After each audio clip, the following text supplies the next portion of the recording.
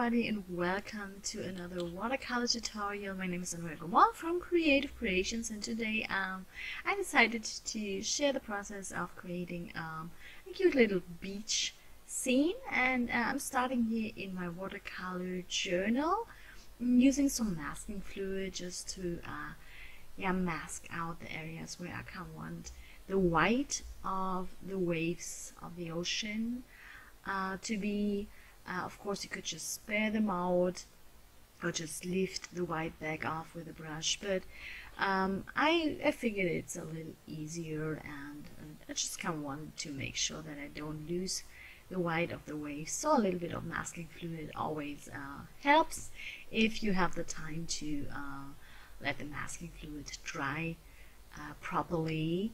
So I'm actually only using it at home. And right now I am at home, so masking fluid is. Once it is dry, I add a thin layer of water to the sky here using my flat washer brush, making sure that the paper is nice and wet, no puddles of water, but thoroughly wet.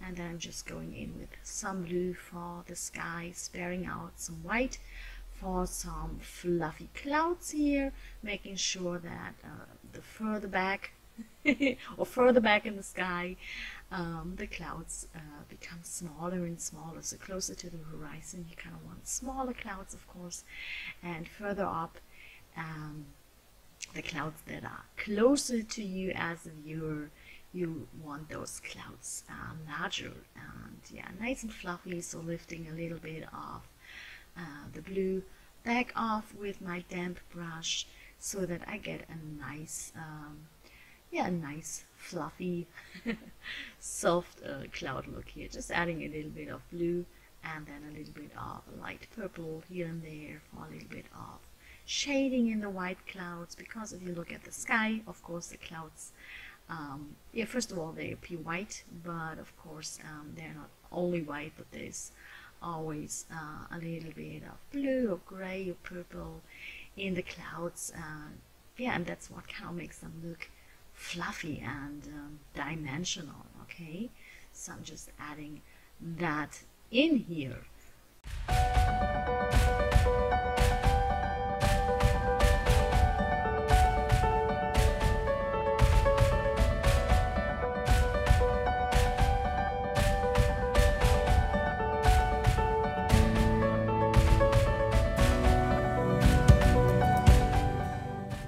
Then next I'm working on the ocean here, on the water. Always make sure that the masking fluid is like really completely dry here before you add a wet media. Just laying down a layer of water here, so again getting the paper nice and wet. And then I'm just using a mix of different shades of blue here, some French ultramarine and some Mayan dark blue and a little bit of the lunar blue. And then I'm just laying the color into the ocean. Laying the color into the ocean. Just adding the blue to the ocean here. Just working in like layers and using very, very loose brush strokes to kind of emphasize on the movement of the ocean. So to kind of add a little bit of movement, of wave movement here into the ocean. Also laying in a little bit of a darker shade of the color and then lifting a little bit of the color back off with a damp clean brush, again just to get a little bit of variation into the ocean here. Kind of want like one even layer of color, but a little bit of variation in the color. Then I'm grabbing some buff titanium, laying down the base for my beach.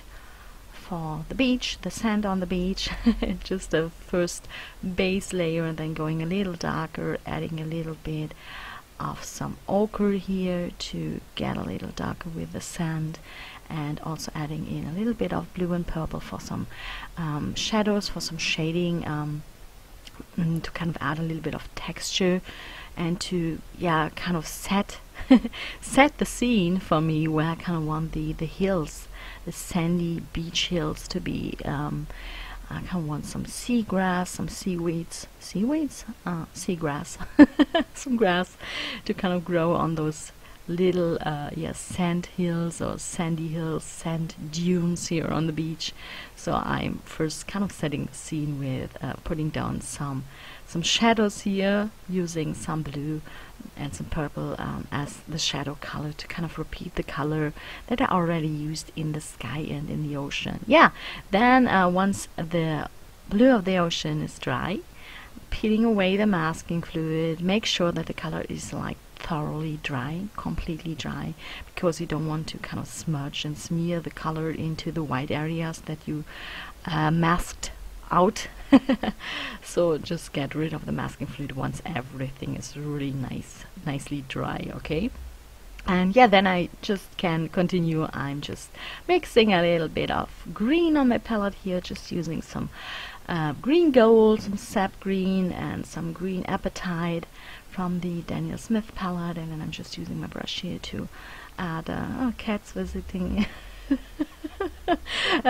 Yeah, using my brush here, my effect brush, to add a little bit of a first base layer for the grass on the beach, kind of setting the scene, deciding where I kind of want the hills to be, the hills to go, just making sure that I really take advantage of the brush marks, so not really like painting, but mostly like dabbing and dragging the brush to kind of, yeah, instantly get this grass texture here, okay? And as you can see, I'm really just mixing the different greens on the paper and on the palette, kind of letting them flow into each other, blend into each other, to kind of get this very, very natural green feel here, okay? So again, starting with a lighter green for the base layer, and then I'm going back in with a darker shade of green with the underwater green and the green apatite mix to kind of add a little dimension. And I'm also adding in a little more darker blue and purple here for some additional shading, because I really kind of want some harsh shadows in those sandy beach hills here in the foreground, okay, to kind of really get that, or give that impression of some different types of tiny hills in the foreground. And again, blending it's a mix between putting down the color, some harsh edges, and then softening the edges, and lifting some paint back off until I'm happy with the result. And then I'm going back in with the next layer of green here to again add more dimension, more depth, and more intensity to the grass. And you will see me use a tiny brush to kind of add those those grass add this grass, oh my gosh. But you will also see me use a stick, because I really like to work with a tiny stick that I kind of sharpened at the edge to make like a pinpoint tip, because it's really very helpful to kind of get that impression of really tiny grass. What is it called? Grass, one single grass. What is it called in English? I have no idea. Grass leaves? No, you know what I mean. To kind of emphasize on that that texture of grass, because with a stick you can really kind of scrape some of the paint back off, so you also get a little bit of grass texture in the darks. You can also pull the color upwards with very, very, very fine detailed lines, so this is really, really helpful. Of course, you could just use like the end of the other end, the back end of a brush, but most of them are rounded and not really pointy, so a tiny stick really is helpful, and I just love it. You can find different sizes of sticks and different softnesses of sticks, and sharpen them to different shapes and different types of points, or make them a little wider, or really like very, very pinpoint needle point tip. So that's, yeah, very, very cheap, because you can find sticks everywhere, and just use a knife to sharpen them, and it works really, really good. And look at that cute stick down there. I kind of left this end because it kind of looks like tiny antlers. I found it and I thought it was so cute. Anyways, yeah, so adding more grass here, adding more texture to the grass, going back and forth until I'm happy with the result.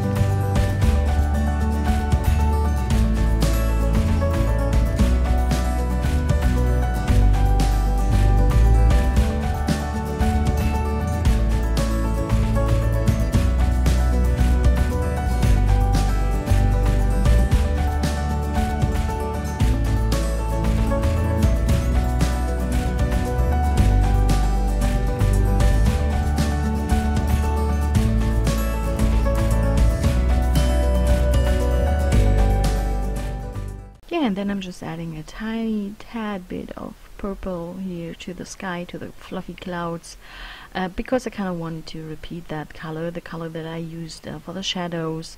I kind of wanted to repeat that in the sky to kind of bring it all a little more together for a little bit more of a cohesive look, and to kind of set the overall mood, or to kind of bring it all a little more together. Yeah, and that is it actually.